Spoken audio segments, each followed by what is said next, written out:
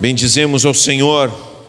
Quero convidar você a abrir sua Bíblia no livro de Apocalipse, o último livro da Bíblia. Esse aqui é fácil da gente chegar lá. O último livro da Bíblia, Apocalipse, capítulo 4. Nós estamos ministrando uma série de pregações sobre o tema de quem Deus é. E nós temos dito que uma das coisas mais fundamentais da nossa vida espiritual é sabermos com o nosso coração quem Deus é. E a Bíblia é muito clara para nos revelar o caráter de Deus. E nós falamos que Deus é soberano, falamos que Deus é bom, falamos que Deus é sábio, e hoje queremos falar sobre outra faceta do caráter de Deus que precisamos aprender, que Deus é santo. As Escrituras, elas são abundantes em declarar que Deus é santo. Mas talvez não exista um atributo de Deus que seja mais mal entendido e vítima de noções superficiais do que a santidade de Deus. Por isso nós queremos olhar para as Escrituras e queremos entender o que realmente significa e o que isso tem a ver com a nossa vida. Porque nós não queremos simplesmente dizer, porque Deus se revela para nós a fim de se relacionar conosco. Ele revela quem Ele é para que nós possamos andar com Ele da forma como Ele quer que a gente ande. Não é simplesmente para sabermos, mas para interagirmos com aquele Deus que é santo, que se revela como o Santo de Israel, o santo em meio ao seu povo. Então eu quero que você leia comigo Apocalipse capítulo 4, vamos ler todo o capítulo 4, são 11 versículos. O trono no céu. Depois dessas coisas, olhei e eis que diante de mim havia uma porta aberta no céu. E a voz que eu tinha ouvido falar comigo no princípio, como de trombeta, disse: suba para cá e mostrarei a você o que deve acontecer depois dessas coisas. Aí a realidade do céu. E muitas vezes a gente tem a ideia de que a realidade do céu é uma coisa do futuro. Mas a realidade do céu é uma realidade presente, é uma dimensão presente entre nós, que nós só conseguimos intuir e alguma pequena perspectiva podemos ter a respeito dela. Mas as Escrituras nos mostram aqui. Imediatamente vi-me em espírito, e eis que havia um trono no céu e alguém sentado nele. Aquele que estava sentado era de aspecto similar. Presta bem atenção, era semelhante, aspecto similar, porque na verdade a visão ela é indescritível. Tem que se assemelhar com algumas coisas que nós conhecemos para ter uma ideia. E ele diz o seguinte: aspecto similar à pedra de jaspe e ao sardônio, um arco-íris semelhante a uma esmeralda circundava o trono. É difícil a gente ter ideia do que é isso, né? Quanto mais explica, menos a gente entende. Mas é o impacto que teve na vida de João. Ao redor do trono havia 24 outros tronos, e neles estavam sentados 24 anciãos. Você tem ideia do que significa esses 24 anciãos? Esses 24 anciãos representam o povo de Deus. O povo de Deus de todas as épocas, na presença do Senhor. Esses 24 anciãos, eles estavam vestidos de branco, e na cabeça tinham uma coroa de ouro, porque assim seremos, assim viveremos, purificados, e a coroa de ouro representa o fato de que no futuro, aqueles que pertencem a Deus governarão a terra. Aqueles que foram preparados, Aqueles que foram purificados governarão no futuro de Deus para esse mundo. Não é qualquer um, porque nós sabemos que a terra na mão de qualquer um, na mão da raça rebelde, que é o ser humano, só destrói cada vez mais em nome de sua ambição. Nós estamos poluindo rios, poluindo mares, destruindo matas, e assim continuamos em função da nossa ambição desenfreada, só por ajuntar. Mas o futuro que Deus prepara para nós é um futuro diferente. É de gente, quer dizer, está de branco, quer dizer, gente está purificada para poder governar essa terra. E continua: do trono saíam relâmpagos, vozes e trovões. Porque quando há uma revelação desse tipo, é como se fosse uma grande hecatombe, é como se houvesse um grande sacudir para aquele que está contemplando isso. Diante dele estavam acesas 7 lâmpadas de fogo, que são os 7 Espíritos de Deus. Diante do trono havia um mar de vidro, como de cristal. No centro, ao redor do trono, haviam 4 criaturas viventes, cobertas de olhos, tanto na frente como atrás. E essas criaturas representam a criação como um todo. A primeira criatura vivente era semelhante a um leão, a segunda a um bezerro. A terceira criatura vivente tinha o rosto como de um homem. A quarta era semelhante a uma águia em voo. Cada uma delas tinha 6 asas e era cheia de olhos, tanto ao redor como por baixo das asas. Dia e noite dizem sem cessar: Santo, Santo, Santo é o Senhor, o Deus Todo-Poderoso, que era, que é e que há de vir.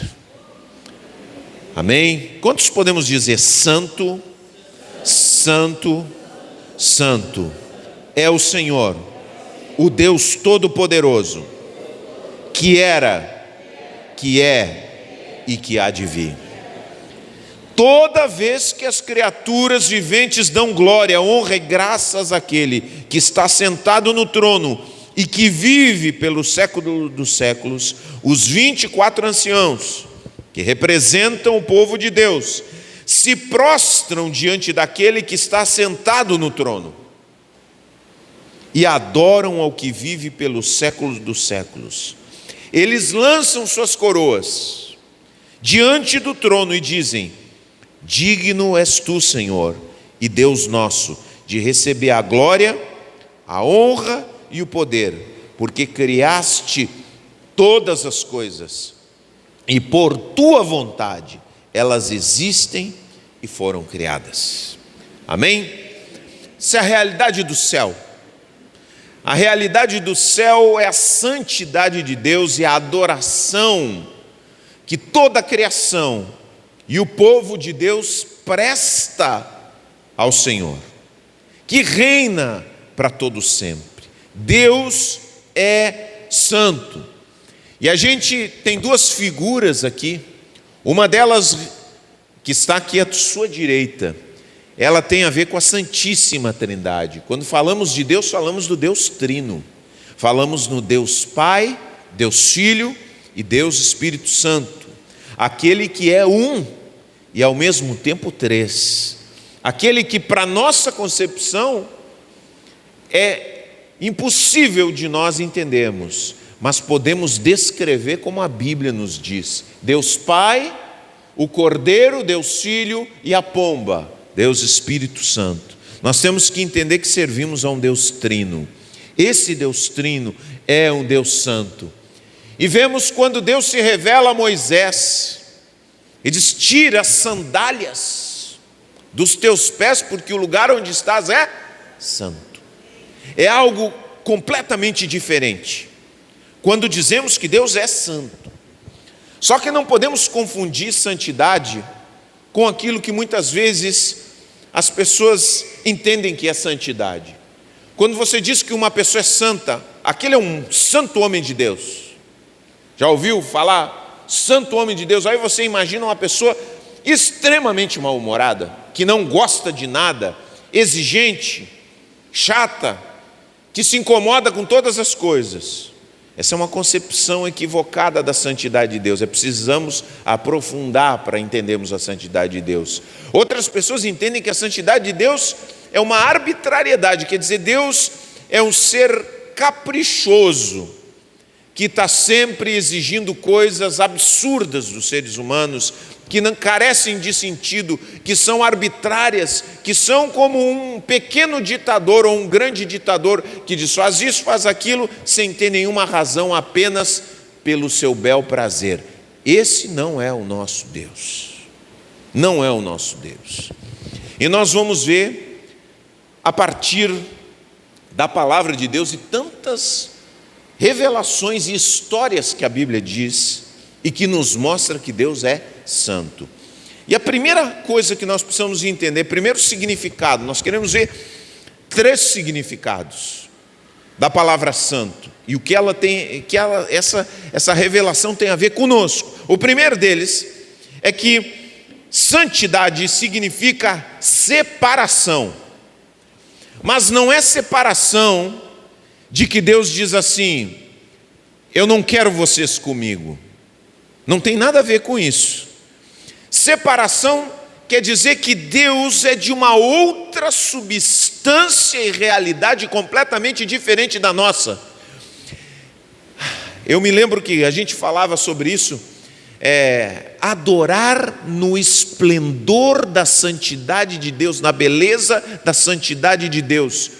Quando nós dizemos santo, santo é o Senhor, eu sinto que existem algumas pessoas, e eu acho que quanto mais nós estamos sintonizados com o Espírito Santo de Deus, quando nós lemos esse texto bíblico, santo, santo, santo é o Senhor, Todo-Poderoso, isso ecoa dentro do nosso coração, isso nos faz tremer, isso nos faz ter um sentido de reverência profundo no nosso coração, porque é isso que nos comunica o Espírito Santo dentro da nossa alma. Por quê? Porque o Deus Todo-Poderoso, o Deus que se revela como santo, é um Deus que, quando é contemplado pelos seres humanos, ele causa uma série de sentimentos que são difíceis de explicar.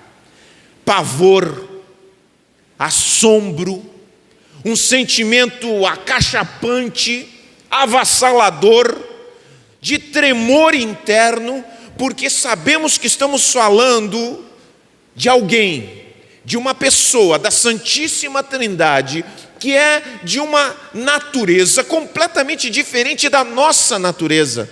É simplesmente inexplicável. Deus não pode ser dito como um ser igual ao ser humano. Ele simplesmente é eterno.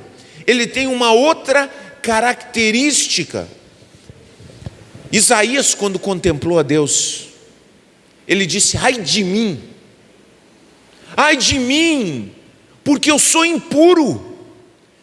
Não é que Deus chegou e disse assim: tu é impuro. Não, ele viu a Deus e enxergar a pureza, a grandeza, a incomparabilidade de Deus com qualquer outra coisa criada, gera no ser humano um movimento interno de um terremoto espiritual. E é isso que acontece com Isaías: ai de mim, porque sou pecador, sou impuro. É como a gente comparar uma roupa que a gente às vezes diz assim: essa roupa aqui está branca. Aí a roupa é um off-white, né? Aí você coloca o branco mais branco que existe. Não é branco. Só que não é branco, é alguma coisa parecida com branco, mas não é branco. Só que a nossa realidade e a realidade de Deus é algo muito mais distante do que isso que a gente pode dizer. Distante no sentido da natureza de Deus em relação a nós. Isso acontece também quando Pedro está com Jesus e Jesus disse assim para ele: Pedro, vai lá para onde as águas são mais profundas. Pedro está chegando de uma pesca que ele conhece como ninguém.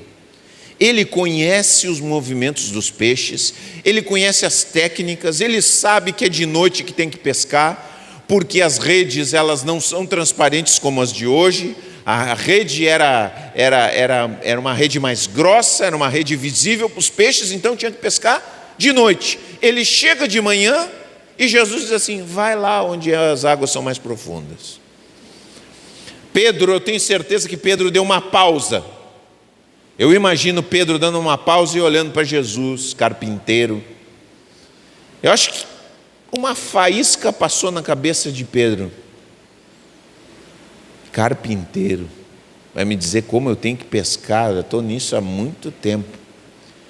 Mas veio aquela faísquinha, foi embora, e ele disse: mestre, olha, pescamos toda noite, não pegamos nada, mas sob tua palavra eu vou. E lá foi Pedro com absoluta convicção de que não ia dar nada, porque isso é claro pelo texto bíblico, não vai dar nada.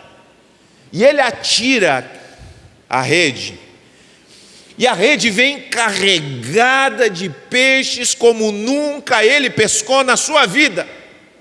Ele tem que pedir ajuda. O pessoal coloca para dentro. Enquanto ele vai colocando para dentro, ele vai pensando: como é que eu pude ser tão burro? Como é que eu... Que isso? O que está acontecendo aqui? E quando ele chega diante de Jesus, ao entender que ali há mais do que astúcia, há um conhecimento que ele não consegue alcançar, ele se atira aos pés de Jesus e diz assim: afasta-te de mim, porque eu sou pecador. Essa é a santidade de Deus quando se revela a nós. Muitos estão na igreja e não têm ideia da santidade de Deus. Muitas pessoas são absolutamente irreverentes. Muitas pessoas acham, e às vezes têm a pretensão, nós temos a pretensão, de dizer para Deus como Ele tem que ser, de suspeitar muitas vezes dos propósitos de Deus, porque nós não contemplamos. Porque se contemplássemos, e eu digo, a transformação da nossa vida acontece à medida que conseguimos abrir os nossos olhos para a santidade de Deus, olharmos, enxergarmos na palavra de Deus na nossa vida por meio da oração e vermos: o Deus que nós servimos é um Deus santo, é um Deus de outra realidade. Ele está acima das nossas concepções, ele está além de qualquer explicação. Ele é indescritível. Sairíamos da mesma forma como saiu Pedro, sairíamos da mesma forma como saiu Isaías, completamente transformado. Ele é tocado pela santidade de Deus, purificada a sua boca, para que ele pudesse ser profeta às nações. Porque quando nós vemos isso, e aí quando nós meditamos nessas coisas, nós podemos dizer com toda a convicção no nosso coração que o nosso Deus, esse Deus que é santo, que nos chamou, Ele merece toda a distinção e toda a dedicação da nossa vida. O que você tem, meu irmão? É tão pouco que eu e vocês temos, mas o que vale o que nós temos, o que vale nossa família, se não for para servir a Deus? O que vale esse tempo pequeno que você tem nessa terra, que está se esgotando cada dia que passa, que galopou nesse 2025 a passos largos? Os dias que você vê passando na sua vida rapidamente, que eram 20, são 30, são 40, são 50, e que escorrem pelos seus dedos. O que são esses dias da sua vida, se não for para servir aquele que reina para todo sempre, amém, cujo reino não terá fim? Para que você está trabalhando? Para quem você está gastando o seu tempo? Para quem você está gastando os seus recursos? Tudo que você tem, seus dons? Eu lembro que quando eu era jovem, eu conheci uma música, essa música me marcou, nunca mais me esqueci delas, porque eu fiz dela a minha oração. Naquela época: Senhor, eu sou um jovem, e é teu o meu coração, e a minha juventude é para te servir.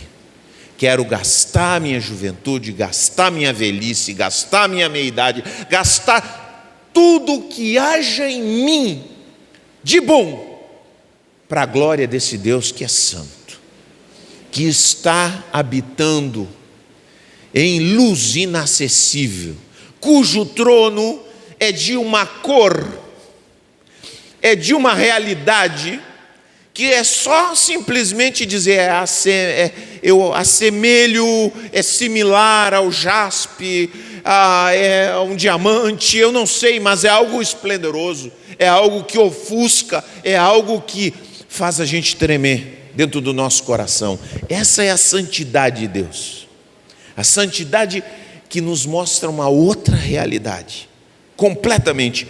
E Davi capta isso tão profundamente, porque chega o momento dele apresentar sacrifícios a Deus, e ele está passando por um momento de recuperação na vida espiritual dele. Ele chega em uma era, na era de Araúna, que conhecia ele, e tinha sacrifícios, tinha um local ali para sacrificar o Senhor, e Araúna diz para ele assim: olha, rei, tudo é teu aqui, pode pegar, eu te dou os animais, o local, é teu, pode usar para sacrificar o Senhor. E aí Davi responde com uma palavra: não oferecerei ao Senhor, o meu Deus, holocaustos que não me custem nada, porque se eu tenho tudo, eu posso oferecer tudo que eu tenho. E é isso que ele faz, ele compra a eira e oferece ao Senhor. Diante desse Deus grandioso, da honra de ter sido chamado por Deus, somos privilegiados, queridos. Você pode ter no seu coração perguntas para Deus, coisas que você não entende que aconteceram. Todos temos perguntas e coisas que não entendemos, que dizemos para Deus: Deus, eu acho que poderia ter sido melhor. Mas se a gente contemplasse a santidade de Deus, a gente ia fazer que nem Pedro: Senhor, te afasta de mim, porque eu sou pecador. Quem sou eu para estar falando isso? Vejam que a santidade de Deus também se manifesta em misericórdia, porque em toda a sua grandeza Ele permite que lutemos com nossas incredulidades até recuperarmos a nossa sanidade, para dizermos: santo, santo, santo é o Senhor. Santo, santo, santo é o Senhor. É outra realidade. Que privilégio é que nós tenhamos sido chamados por esse Deus santo. Amém? A segunda coisa que eu quero falar sobre a santidade de Deus, e que muitas vezes a gente esquece isso das Escrituras, é que a santidade, ela significa qualidade de vida. Deus é santo, e aqui quebra o paradigma que nós temos dentro da nossa cabeça, o mito que nós carregamos. Nós imaginamos Deus na sua santidade assim, né? Brabo com a gente, com a cara amarrada. Mas a santidade de Deus quer dizer que Deus, no âmago do seu ser, Ele é cheio de alegria transbordante. Essa é a realidade da santidade de Deus, cheio de alegria transbordante. E nós não temos ideia, cada um de nós quer ser feliz, amém? Quantos aqui querem ser felizes? Glória a Deus, que bom que você quer ser feliz. Isso é um sinal de saúde. Querer ser feliz tem tudo a ver com o fato de que você foi criado por um Deus que é feliz no seu âmago. Deus, Pai, Filho e Espírito Santo habitam em uma realidade na qual há amor, alegria e felicidade plenas, absolutas. E essa é a grande sacada que a gente precisa ter, para entender que santidade é uma qualidade absoluta de vida. Quando pensamos a santidade de Deus refletida na nossa vida, quer dizer que quanto mais santos formos, porque Deus diz para nós: sede santos porque eu sou. Quanto mais santo uma pessoa é, mais saudável ele é. Quanto mais nós nos afastamos do padrão de Deus e daquilo que Deus quer da nossa vida, mais doentes nós ficamos. Quer dizer, a santidade de Deus, até para nós entendermos e discernirmos, uma pessoa que vive se arrastando com culpa, em nome de Deus, uma pessoa que vive uma vida marcada pela doença, pela atitude doentia em relação às coisas espirituais, não está servindo ao Deus que é santo, porque o Deus que é santo gera no coração dos seus filhos saúde. Quanto mais crescemos nisso, quanto mais entendemos o âmago desse Deus que é santo, mais nós crescemos, mais os nossos pensamentos se ajustam, mais as nossas emoções se ajustam, mais o nosso corpo é abençoado. É interessante que Paulo fala em 1 Coríntios, vejam como é que é isso, que a esposa ou o esposo, quando casa com uma pessoa que não é cristã, ou quando se converte e o seu marido não se converte, esse é o caso que Paulo descreve.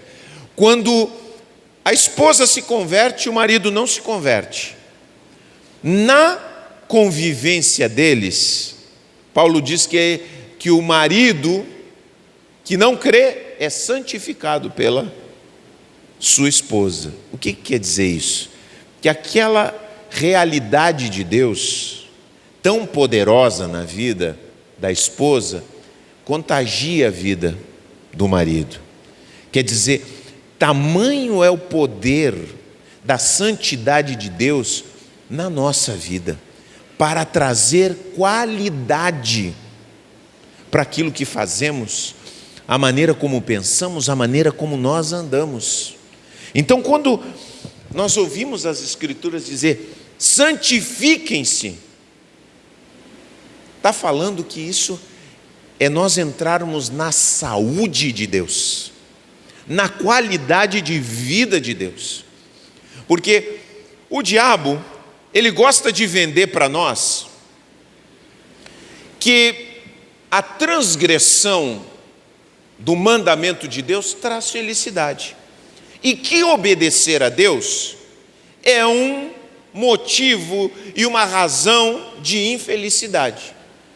Então ele compara a obediência à infelicidade e a desobediência à felicidade. É isso aí, quebra tudo, sem limites, vai lá, faz o que te der na cabeça.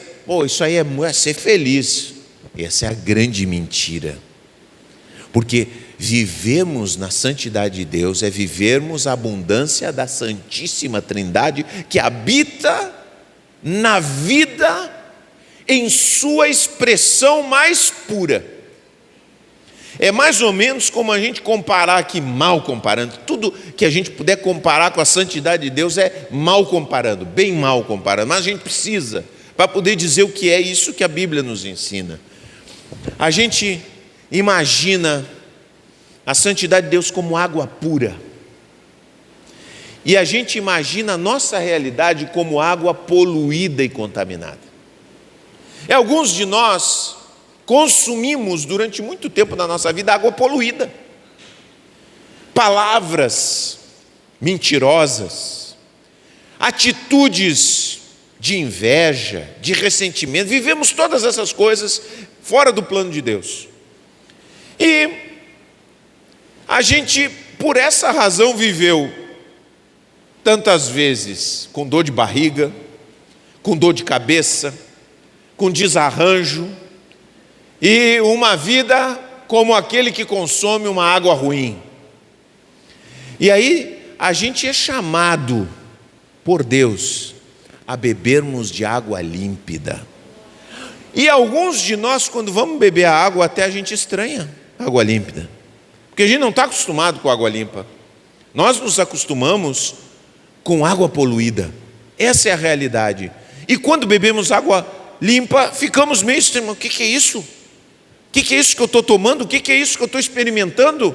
Meu Deus do céu, essa é a qualidade de vida da santidade de Deus, que é derramada sobre a vida daquele que crê.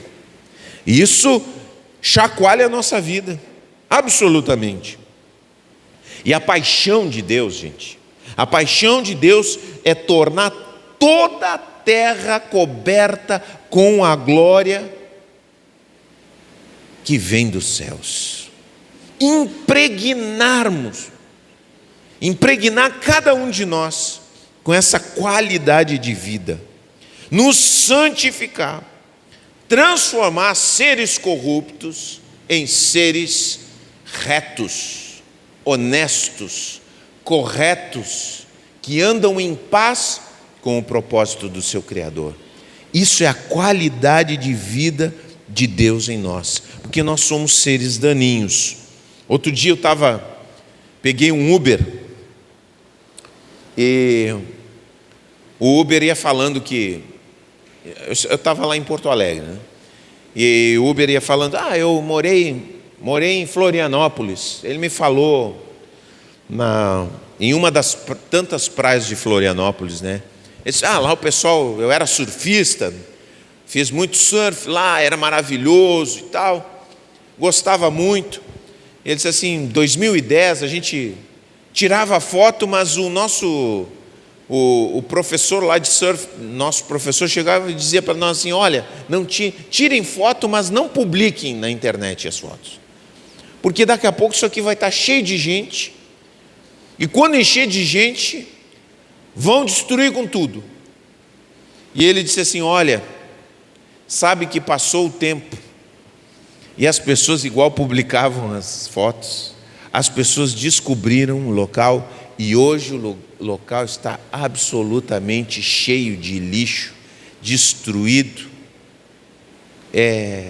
manchado, poluído. Porque essa é a nossa natureza. Nós temos essa natureza daninha, que precisa ser santificada por Deus. Todas as áreas. Nossa boca precisa ser santificada. Qualidade das palavras, da conversa. Nossa mente precisa ser santificada para pensarmos o que é melhor e nos importarmos com aquilo que realmente importa.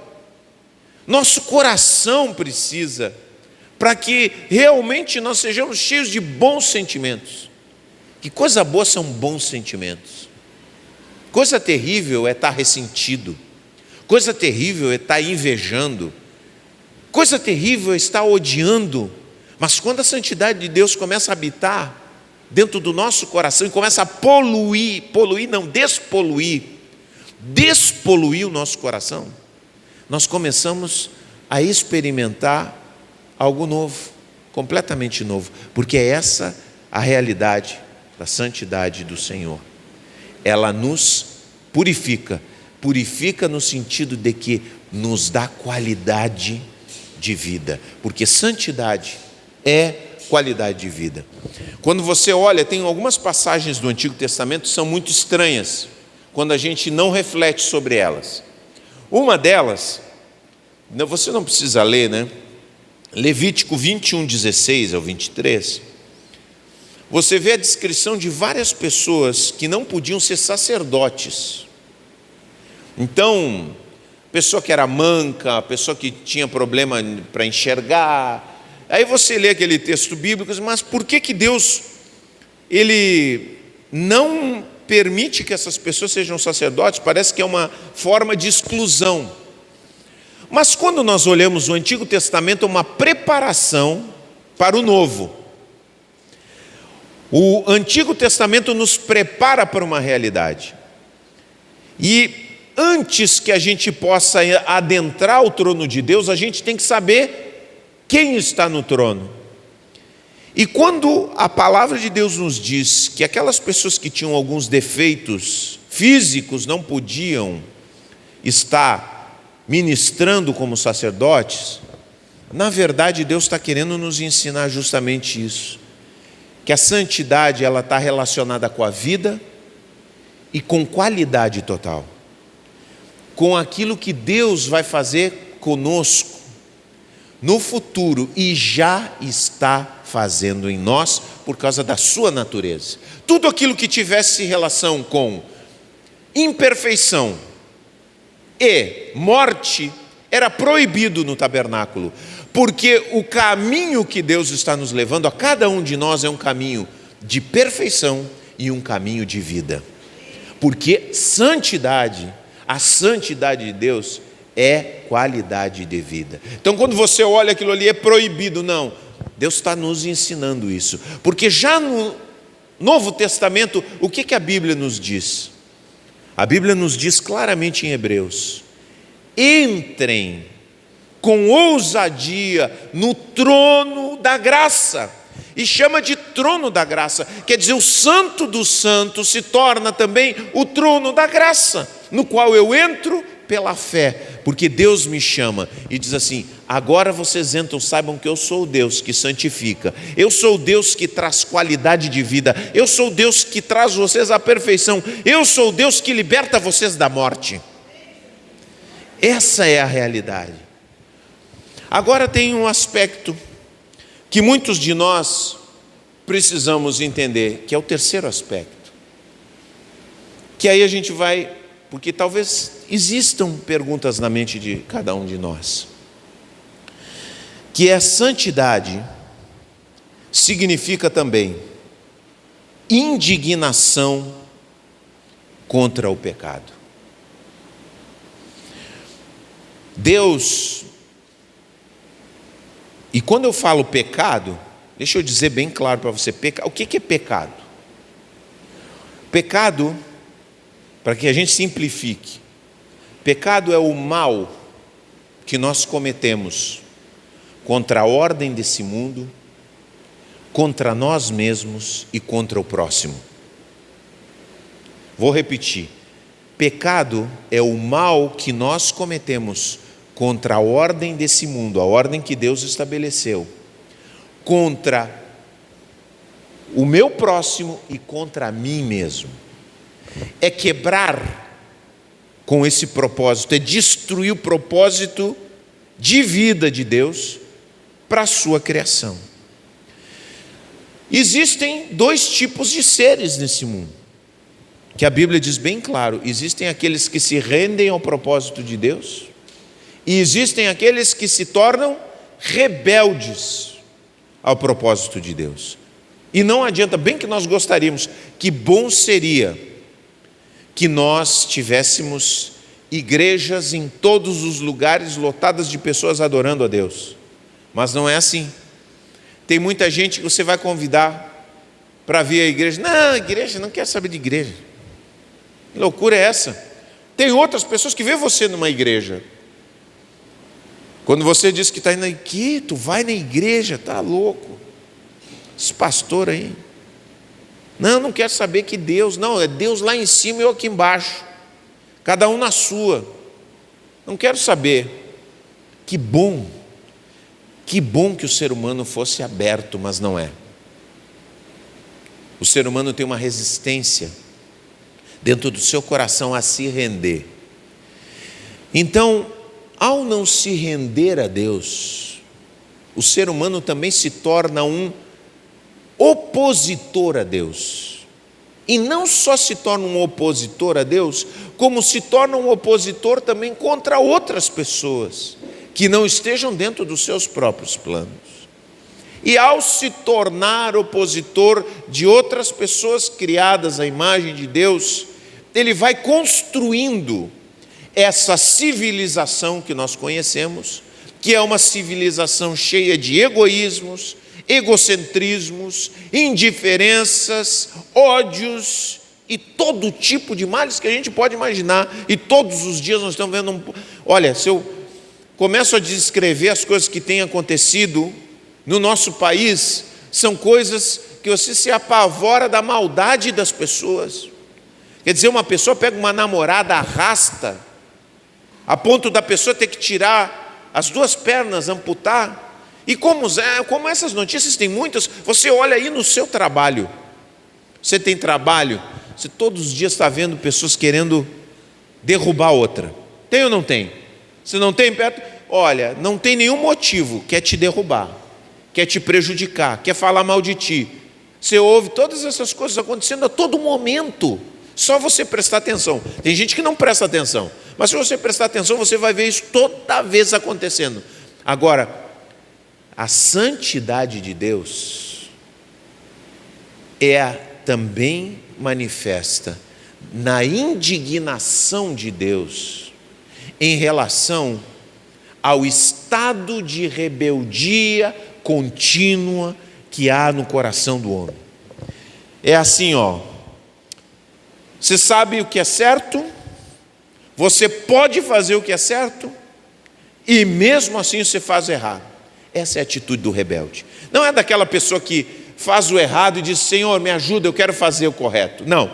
A atitude do rebelde é saber o que é certo, pode fazer o que é certo, mas mesmo assim faz aquilo que é errado. E aí então, sobre essa atitude, a Bíblia diz que há uma indignação de Deus. E é o que a Bíblia descreve de ira de Deus.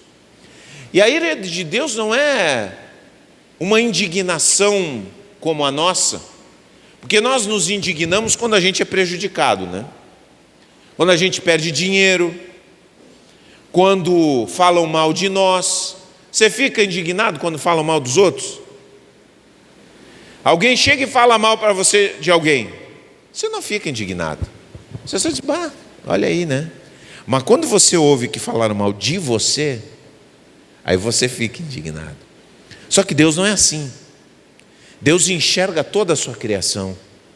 E a indignação que Deus sente é a indignação em relação à quebra e à destruição daquilo que Ele construiu com tanto amor, daquilo que Ele construiu com tanta perfeição, daquilo que Ele construiu que poderia florescer de uma maneira incrível.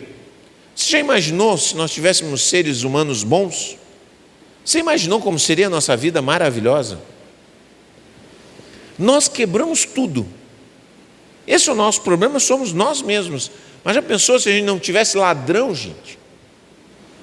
Você acordava cedinho, saía sem medo, né? Você ia lá colocar gasolina no seu carro e o frentista, o cara do posto, não ia estar querendo roubar 10% da tua gasolina com a bomba violada. Você ia sair lá e ia chegar com o seu patrão é legal, ia lhe dar bom dia, ia dar um sorriso para você, hein? Que maravilha isso. Mas não é assim, não é assim. Às vezes começa já desde casa já o forrobodó, já desde lá já sai a coisa assim, um furacão. E a indignação de Deus é com essa realidade. Quantas pessoas tomam o nome de Deus em vão? Quantas pessoas falam e usam o nome de Deus? Olha, o que a Bíblia diz? A Bíblia fala justamente o santo nome de Deus em vão. Não usem o nome santo de Deus em vão. Mas mesmo assim nós temos um monte de gente dizendo: Deus me livre de roubar o povo. Quantas pessoas, os maiores ladrões, frequentam cultos públicos, corruptos, se abraçam em supostos homens de Deus para poderem enganar o povo, tomam o santo nome de Deus. A indignação de Deus é contra estes que usam o seu nome para ganhar simpatia. Então, essa é a realidade da santidade de Deus. Então, quando olhamos isso, nós também temos que saber, e essa é talvez uma das coisas que pode fazer os seres humanos tremerem. Todo ser humano, um dia, prestará contas da sua vida para Deus. Essa é uma realidade testemunhada nas Escrituras. Todo ser humano haverá de dar contas a Deus de sua vida. O que você fez com a palavra que Deus te entregou? O que você fez com o convite que Deus te deu à vida? O que você fez com o caminho que Deus te apresentou? Você se fez de surdo ou você seguiu? Você buscou o bem ou você ignorou o bem? Essa é a realidade. E muitas pessoas têm uma palavra que se fala muito pouco hoje em dia, que é inferno. E muito mal entendida também. O que é o inferno? O inferno é o local onde as pessoas que rejeitaram o bem de Deus, o chamado de Deus para um novo propósito, habitam. É o lugar onde Deus não está presente, onde só está a ausência completa e absoluta do bem, porque foram pessoas que rejeitaram completamente o bem. Há dois caminhos, a Bíblia diz, e são uma realidade. A gente não pode dizer assim que todo caminho leva ao mesmo lugar, não leva. Viver para Deus nos leva para um lugar, na presença de Deus. Aqueles que vivem com Deus aqui vão viver para sempre com Deus. Agora, aqueles que disseram, não, eu não quero saber, eu não quero, eu prefiro me abraçar naquilo que é os meus pensamentos, o meu projeto, a minha maneira de ser, minhas inclinações. Essas pessoas viverão como escolheram viver. Por isso que o chamado e a santidade de Deus também nos desafia e nos toca no nosso coração e dizer, isso é muito sério, a vida é algo muito sério, e eu preciso olhar para essa santidade de Deus e dizer, Senhor, diante dessa realidade, eu quero correr para o Santo dos Santos, porque é para onde Ele nos chama, para adentrarmos sua presença, sermos tocados por sua presença em nossas vidas, e a fonte da nossa vida ser purificada completamente, nos possibilitando viver uma vida realmente, completamente transformada. E vamos desejar isso, à medida que contemplamos a Deus, que enxergamos a Deus, enxergamos quem Ele é, a beleza da sua santidade, o esplendor da sua santidade. Senhor, eu quero andar contigo, eu quero andar na tua presença. Quantos aqui já sentiram a presença de Deus como algo completamente diferente daquilo que vocês já sentiram na vida de vocês? Quantos aqui já sentiram a presença de Deus? Hoje eu quero dizer para você, essa presença que você sentiu, essa qualidade, essa experiência poderosa no seu coração, é o que Deus quer gerar de forma permanente na tua vida. É o que Deus quer permear e impregnar a tua vida dessa presença para sempre. É isso que Ele quer fazer. Vocês, foi maravilhoso. Deus nos deu uma prova do que é habitar em sua presença para sempre.